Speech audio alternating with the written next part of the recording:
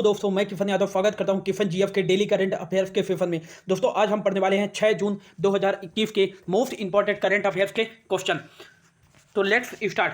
आज का जो हमारा पहला क्वेश्चन है वो है, हाल ही में किस अंतरिक्ष एजेंसी ने शुक्र ग्रह के अध्ययन के लिए 2 नए मिशन भेजने की योजना बनाई है?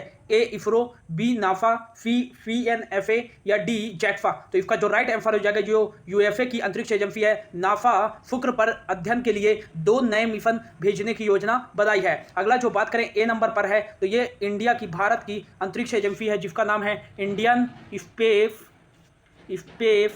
Research organisation. अगला जो बात करें नासा, जो शुक्र ग्रह पर 2 नए मिशन भेजेगा, इसका फुल फॉर्म होता है national aeronautics space administration. ISRO का हेडक्वार्टर जो है बेंगलुरु में और नासा का हेडक्वार्टर वाशिंगटन डीसी में है। अगला जो बात करें ये है सीएनएफ। ये कहाँ की एजेंसी है? चाइना नेशनल स्पेस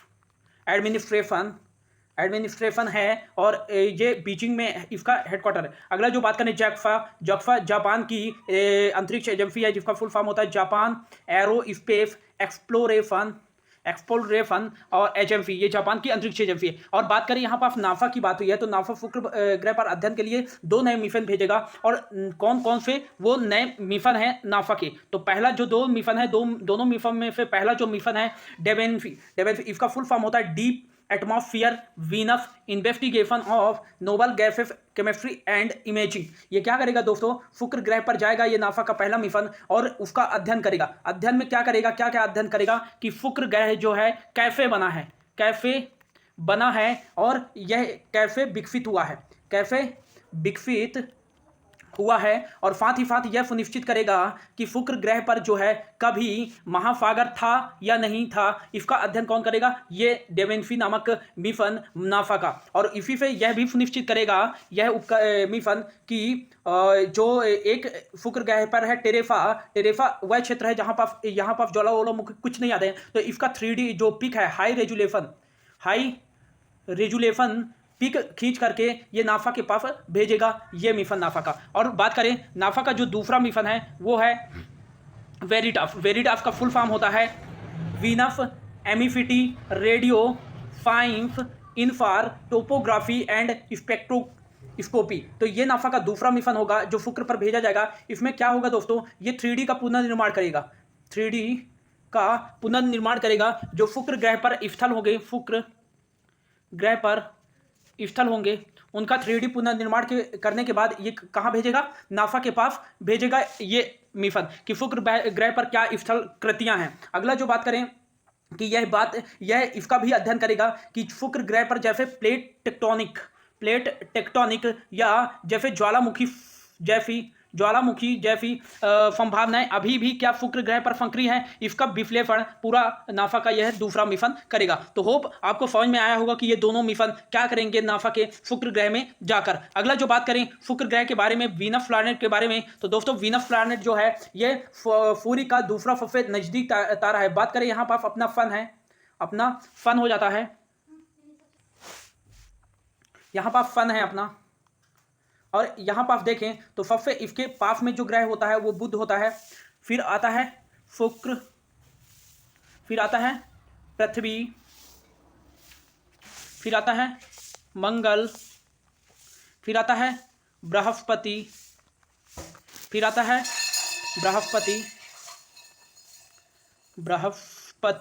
फिर आता है शनि, फिर आता है अरुण, फिर आता है वरुण। तो दोस्तों जैसे कि हमारे सौरमंडल में टोटल कितने ग्रह हैं? 8 ग्रह हैं। पहले 9 थे, प्लूटो को हटा दिया गया है। तो 8 ग्रह में से जो बुध, शुक्र, पृथ्वी, मंगल हैं, ये सौरमंडल के आंतरिक ग्रह हैं जो केवल पत्थर और धातुओं से निर्मित है, ये चारों उपग्रह। और बात करें बृहस्पति, शनि, अरुण, वरुण की, तो ये सौरमंडल के सबसे बाहरी ग्रह हैं और ये गर्म ग्रह भी इनको कहा जाता है, गैसी ग्रह भी कहा जाता है। अब बात करें कि एक क्वेश्चन पूछा जाता है कि क्षुद्र ग्रह किन किन दोनों ग्रहों के बीच में पाए जाते हैं? तो मंगल और बृहस्पति के बीच में क्षुद्र ग्रह पाए जाते हैं। अगला जो बात करें कि ये शुक्र है अपना, इसके बारे में यहाँ नासा भेजेगा अपना दोनों मिशन। तो सूर्य का दूसरा सबसे नजदीक तारा है और पृथ्वी का सबसे नजदीक तारा जो है शुक्र है। अगला जो बात करें शुक्र के बारे में, तो शुक्र ग्रह को ही कहा जाता है भोर का तारा और सांझ का तारा भी कहा जाता है, सांझ का तारा कहा जाता है। अगला जो बात करें शुक्र ग्रह फफे गर्म ग्रह है, फफे गर्म ग्रह है और चमकीला ग्रह भी है। फफे गर्म ग्रह है और इसे पृथ्वी की बहन या पृथ्वी की जुड़वा बहन कहा जाता है, चूंकि यह पृथ्वी के समान दिखता है। अगला जो बात करें दोस्तों, अब ये मिशन कौन भेज रहा है? नासा भेज रहा है। तो नासा के बारे में देख लेते हैं। तो नासा का जो फुल फॉर्म होता है नेशनल एरोनॉटिक्स स्पेस एडमिनिस्ट्रेशन, इसका फुल फॉर्म होता है। इसका जो हेडक्वार्टर है दोस्तों वो वाशिंगटन डीसी है, वाशिंगटन डीसी यूएसए में है। और इसके बात करें प्रशासक जो है महानिदेशक हैं वो हैं बिल नेल्सन हाल ही में बने हैं, 14वें नंबर के बने हैं और 14वें नंबर के हैं नासा के महानिदेशक। अगला जो बात करें नासा की स्थापना की गई थी 1958 में और इसके संस्थापक थे ड्वाइट डेविड आइजनहावर, इसके संस्थापक थे। अगला जो क्वेश्चन है हमारा दोस्तों, हाल ही में असम राइफल के महानिदेशक के रूप में किसे चुना गया है? ए राकेश अस्थाना, बी राजेश चंद्र, सी प्रदीप चंद्र नायर या डी अरविंद कुमार। तो इसका जो राइट आंसर हो जाएगा सी प्रदीप चंद्र नायर को असम राइफल के महानिदेशक के रूप में चुना गया है। अगला जो बात करें कुछ प्रमुख नियुक्तियां हैं, नीरा टंडन की बात करें तो इन्हें यूएफए में व्हाइट हाउस या जो बाइडन का वरिष्ठ सलाहकार नियुक्त किया गया है और ये भारतीय मूल की हैं। अगला जो बात करें वनीता गुप्ता की, तो वनीता गुप्ता जो हैं यूएफए में ही, ये भारतीय मूल की हैं और यूएफए में ही इन्हें एसोसिएट अटॉर्नी जनरल के रूप में नियुक्त किया गया, एसोसिएट अटॉर्नी जनरल के रूप में नियुक्त किया गया है। और बात करें आर वेंकटरमन की, तो इन्हें यूएफए में ही वाणिज्यिक विभाग का महानिदेशक के रूप में नियुक्त किया गया है। अगला जो बात करें नरेंद्र बत्रा, मोस्ट इंपॉर्टेंट नरेंद्र ध्रुव बत्रा, क्योंकि हाल ही में इन्हें अंतर्राष्ट्रीय हॉकी महासंघ के अध्यक्ष के रूप में चुना गया है। और अंतर्राष्ट्रीय हॉकी महासंघ का जो मुख्यालय है वो है कहाँ है?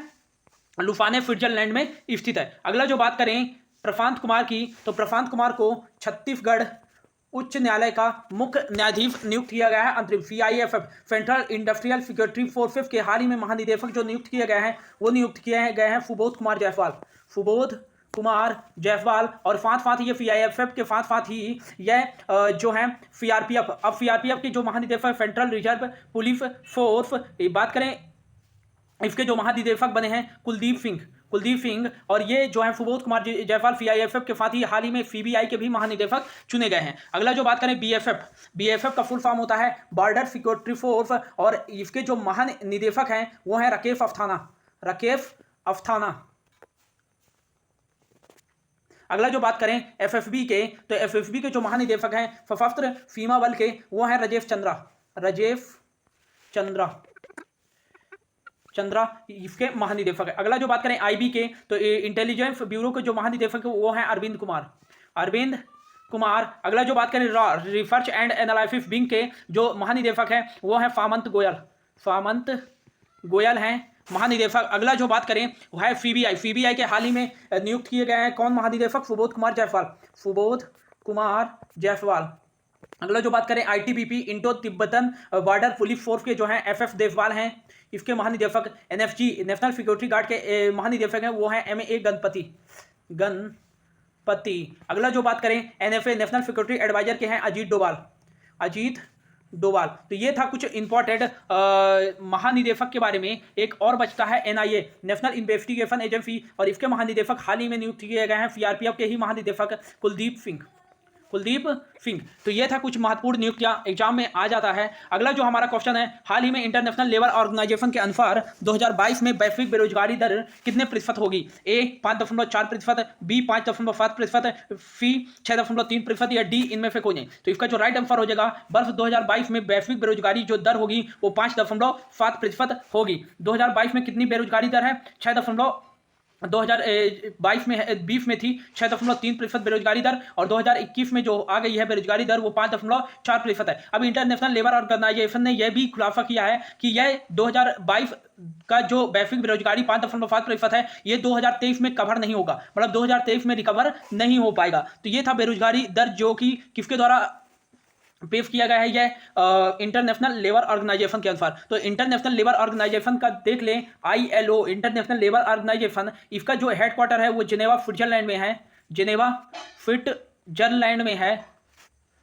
लैंड में है। और अगला जो बात करें, इसके जो महानिदेशक हैं वो हैं गाई राइडर। और अगला जो बात करें, इसकी जो स्थापना की गई थी 1 मई 1919 को, और 1 मई को ही अंतर्राष्ट्रीय श्रमिक दिवस भी बनाया जाता है। और अगला जो बात करें, ILO को ही, इंटरनेशनल लेबर ऑर्गेनाइजेशन को ही दोस्तों 1969 में विश्व शांति के लिए इसे नोबेल पुरस्कार भी दिया जा चुका है, नोबेल पुरस्कार भी दिया जा चुका है। और अगला जो बात करें कि इसका काम क्या होता है इंटरनेशनल लेबर ऑर्गेनाइजेशन का, तो विश्व में श्रमिकों के लिए संरचना के लिए और उनकी भलाई के लिए नीतियों का निर्माण करना, ये किसका काम होता है? इंटरनेशनल लेबर ऑर्गेनाइजेशन का। तो ये था कुछ इंपॉर्टेंट फैक्ट। अगला जो क्वेश्चन है हमारा, हाल ही में उपन्यास, मोस्ट इंपॉर्टेंट क्वेश्चन, हाल ही में उपन्यास at night all blood is black के लिए अंतर्राष्ट्रीय बुकर पुरस्कार 2021 से किसे सम्मानित किया गया है? इस्माइल कादरी, ओल्गा टोकार्जुक, मैरी के लुकास रिजनेबेल्ट या डेविड डियोप? तो इसका जो राइट आंसर हो जाएगा दोस्तों, 2021 में अंतर्राष्ट्रीय बुकर प्राइज से जो सम्मानित किए गए हैं वो डेविड डियोप। कौन से उपन्यास?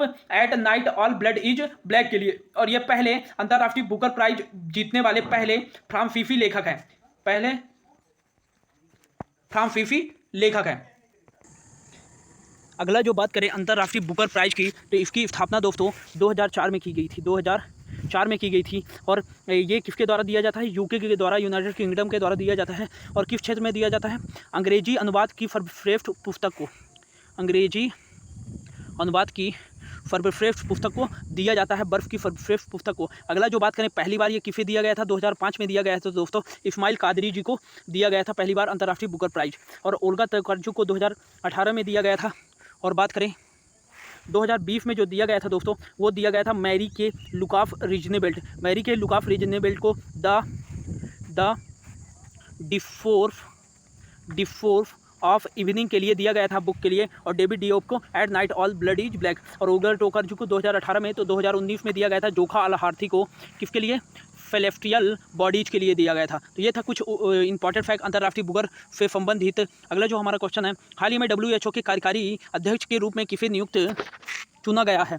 तो A Harshvardhan Singh, doctor Harshvardhan Singh, B doctor Patrick Amoth, C Tedros Adhanom या डी नन? तो इसका जो राइट आंसर हो जाएगा, डॉक्टर पैट्रिक आमोद को WHO के कार्यकारी अध्यक्ष के रूप में चुना गया है। ये किसकी जगह चुना गया है? तो हाल ही में भारत के जो स्वास्थ्य मंत्रालय के केंद्रीय मंत्री हैं हर्षवर्धन सिंह, डॉक्टर हर्षवर्धन सिंह, तो इनका कार्यकाल 2021 में खत्म हो गया है। और ये पहले WHO के कार्यकारी अध्यक्ष थे, WHO के कार्यकारी अध्यक्ष थे। अब ये तो WHO के कार्यकारी अध्यक्ष से हट गए हैं, लेकिन WHO के सदस्य रहेंगे दोस्तों। मैंने क्या बोला? ये कार्यकारी अध्यक्ष थे WHO के, लेकिन 2021 में इनका कार्यकाल समाप्त हो गया। लेकिन 2023 तक ये कार्यकारी जो ये समिति है इनके सदस्य के रूप में बने रहेंगे हर्षवर्धन सिंह। और इनकी जगह में किसको नियुक्त किया गया है? डॉक्टर पैट्रिक को। अगला जो बात करें, डॉक्टर पैट्रिक कहाँ से बिलोंग करते हैं? ये केन्या से बिलोंग करते हैं। और केन्या की राजधानी है नैरोबी। और यहाँ कौन सी करेंसी चलती है? फीलिंग चलती है। अगला जो बात करें WHO के बारे में, तो WHO विश्व में स्वास्थ्य संबंधी देखभाल करती है। और इसकी स्थापना की बात करें तो 7 अप्रैल 1948 को की गई थी। और विश्व स्वास्थ्य दिवस भी 7 अप्रैल को बनाया जाता है गाइस। अगला जो बात करें, इसके महानिदेशक जो हैं टेड्रोस अधानोम, और इसके जो कहाँ से बिलोंग करते हैं? इथोपिया से बिलोंग करते हैं। इथोपिया की जो कैपिटल है वो आडिस अबाबा है। और इसकी राजधानी जो है बर चलती है। इसका जो हेडक्वार्टर है दोस्तों WHO वो जिनेवा स्विट्जरलैंड में स्थित है। तो ये था कुछ मोस्ट इंपॉर्टेंट फैक्ट। अगला जो बात करें, हाल ही में भारत सरकार द्वारा पद्म विभूषण से सम्मानित अनिरुद्ध जगन्नाथ का निधन हो गया है। वह किस देश के पूर्व राष्ट्रपति वो प्रधानमंत्री थे? तो इसका जो राइट आंसर हो जाएगा, ए साउथ अफ्रीका, बी बांग्लादेश, सी नेपाल या डी मॉरिशस? तो इसका जो राइट आंसर हो जाएगा गाइस, मॉरिशस से बिलोंग करते थे। और ये मॉरिशस के पूर्व राष्ट्रपति और सबसे लंबे समय तक के बनने वाले प्रधानमंत्री भी रहे हैं। मॉरिशस दोस्तों ये एक अफ्रीकन कंट्री है, और अफ्रीकन कंट्री, और इन्हें जो है अनिरुद्ध जगन्नाथ को भारत सरकार द्वारा 2020 में पद्म विभूषण, भारत का सबसे दूसरा बड़ा सम्मान, पद्म विभूषण से सम्मानित किया गया था। और इन्हें प्रवासी भारतीय सम्मान भी दिया गया था। क्यों? भारत और मॉरिशस के अच्छे संबंध के लिए। अगला जो बात करें, ये कहाँ से बिलोंग करते हैं? ये बिलोंग करते हैं मॉरिशस से। तो मॉरिशस की बात करें, ये एक अफ्रीका कंट्री है। और बात करें मॉरिशस के जो राजधानी है वो पोर्ट लुइस है। और यहाँ के जो हाल ही में PM है वो प्रविंद जुगन्नाथ। और मॉरिशस की जो करेंसी चलती है वो रुपया चलती है, रुपया। अगला जो बात करें कि इसी में है मोस्ट इंपॉर्टेंट क्वेश्चन बन जाता है दोस्तों, याद रखिएगा, निधन हो गया इनका। और साउथ अफ्रीका की 3 कैपिटल हैं दोस्तों। ऑप्शन में देखते हैं, केप टाउन, प्रिटोरिया और बल्मोफेंट है, और इसकी जो यहाँ के राष्ट्रपति हैं वो सिरिल रामाफोसा हैं, और यहाँ की जो करेंसी चलती है वो रैंड चलती है। अगला जो बात करें बांग्लादेश की, तो बांग्लादेश की राजधानी है ढाका, और यहाँ की राजधानी वो जो करेंसी चलती है वो टका चलती है। विद्या देवी भंडारी यहाँ के पीएम हैं। नेपाल हाल ही में अपने सांसद को भंग कर दिया है, और यहाँ की जो राजधानी है वो काठमांडू है, और यहाँ रुपया चलती है करेंसी। और यहाँ की जो पीएम की बात करें तो हाल ही में यहाँ की सांसद रद्द कर दिया गया है। तो पहले जो बने थे पीएम वो केपी शर्मा ओली बने थे, लेकिन हाल ही में फिर से यहाँ की सरकार ने कहा है कि फिर से हम चुनाव करवाएंगे अपनी विशेष बहुमत न लाने के कारण। और यहाँ के जो प्रेसिडेंट है वो विद्या देवी भंडारी हैं। मॉरिशस के बारे में बता ही दिया गया। अगला जो है दोस्तों, हाल ही में इको सिस्टम रेस्टोरेशन थीम के साथ विश्व पर्यावरण दिवस किस दिन बनाया गया है? ए 1 जून, बी 3 जून, सी 5 जून या डी 4 जून। तो इसका जो राइट आंसर हो जाएगा मोस्ट इंपॉर्टेंट क्वेश्चन दोस्तों, IMP मोस्ट इंपॉर्टेंट क्वेश्चन, 5 जून को इको सिस्टम रेस्टोरेशन थीम के साथ विश्व पर्यावरण दिवस 5 जून को बनाया गया। इस साल जो 2021 का बनाया गया है, इसका मेजबान देश कौन था? मेजबान देश पाकिस्तान था दोस्तों, पाकिस्तान था। और पहली बार जो विश्व पर्यावरण दिवस बनाया गया था वो 5 जून 1974 को पर्यावरण के संरक्षण के लिए, विश्व में पर्यावरण संरक्षण के लिए यह दिवस बनाया जाता है। अगला जो बात करें 1 जून को, तो 1 जून को बनाया जाता है दोस्तों विश्व दूध दिवस। अगला जो बात करें 1 जून को ही बनाया जाता है एक और दिवस, माता पिता का वैश्विक परिवार दिवस। अगला जो बात करें 3 जून को बनाया जाता है दोस्तों, 3 जून को वो बनाया जाता है विश्व साइकिल दिवस। अगला जो बात करें 4 जून को बनाया जाता है आक्रामकता के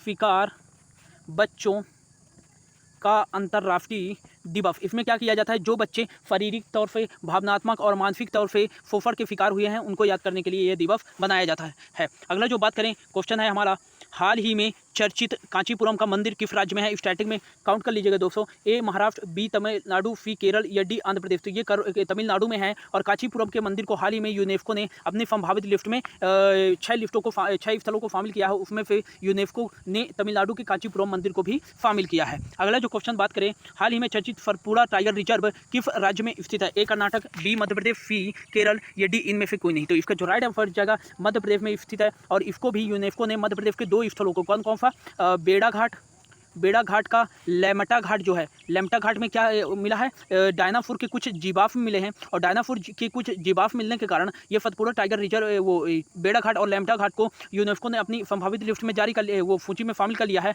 और अगला जो बात करें सतपुड़ा टाइगर रिजर्व, ये मध्य प्रदेश के होशंगाबाद जिले में है, और इसको भी यूनेस्को ने अपनी अस्थायी सूची या संभावित लिस्ट में शामिल कर लिया है। तो ये 2 स्थल हाल ही में मध्य प्रदेश के शामिल किए गए हैं। और मध्य प्रदेश के जो 1986 में शामिल किया गया था वो खजुराहो के मंदिर शामिल किए गए थे यूनेस्को की स्थायी सूची में। 1989 में सांची स्पूतों को शामिल किया गया था, रायसेन डिस्ट्रिक्ट में है। और 2004 में भीमबेटका की गुफाओं को मध्य प्रदेश की स्थायी सूची, मध्य प्रदेश के जो गुफाएं हैं भीमबेटका की गुफाएं यूनेस्को ने स्थायी सूची में शामिल किया था। और हाल ही में मध्य प्रदेश के 2 स्थलों को ही दिसंबर 2020 में शामिल किया गया था, ग्वालियर और ओरछा के किले को मध्य प्रदेश के शामिल किया गया था। और अगला जो बात करें हाल ही में जो किया गया सतपुड़ा टाइगर रिजर्व और बेड़ा घाट का लेमटा घाट को शामिल किया गया। तो ये था दोस्तों आज 6 जून 2021 का कुछ most important current affair. Hope आपको अच्छा लगा हो। Thank you so much for your watching.